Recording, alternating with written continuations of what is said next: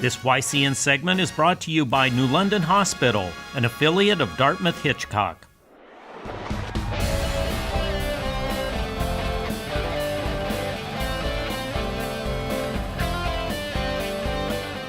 Welcome in, YCN Sports Talk, Jeremy Stout, and this week joining me in studio, Rob Taylor, Executive Director of the Lebanon Area Chamber of Commerce. Rob, thanks for coming back. Great to be back. And it's a good time to be back because you're obviously a big Celtics fan, and they are continuing to play well, winning last night on Tuesday night against the Brooklyn Nets, 13 straight.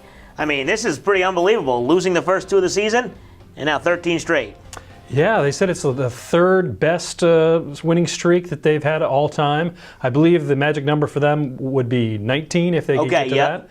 That was way back when. So certainly having a great season so far. A big surprise, I think, especially losing our great player in that first game. I guess if you went back in time, we wouldn't have thought it would be this good. So it's been fun to see him doing this, and I think Boston is really excited. It's funny how it's a brand new team. It really is. And so I have a friend who likes to say it's like the snow globe got shook up.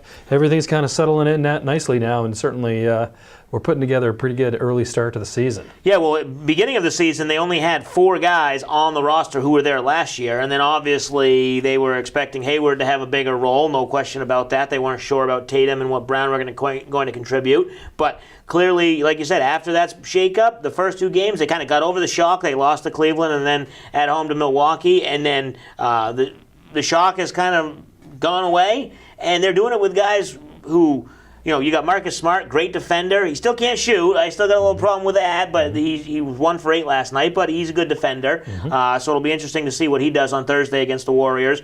Brown, Tatum, and Kyrie Irving doesn't miss a beat after the injury. He missed a couple games or a game and a half and comes back, scores 25 last night. I mean, you can't ask for much more than this from this guy. And what a great game for Special K.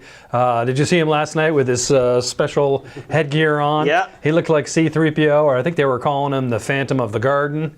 He had a great night, and I think everybody's got something to prove on that team, and I think that is actually kind of a good situation to be in. You know, there's really no super veterans there that sort of have entrenched roles.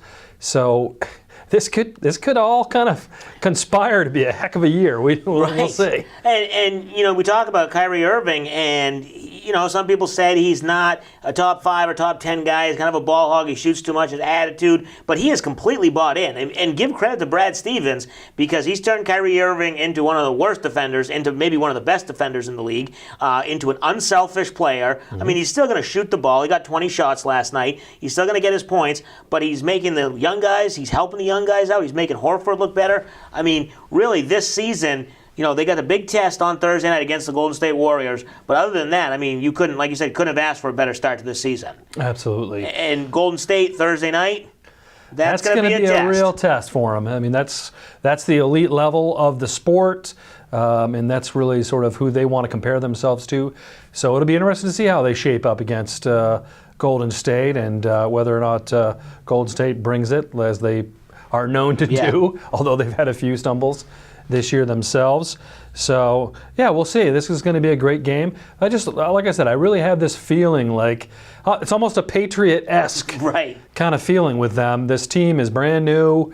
They're obviously very well coached in Brad Stevens.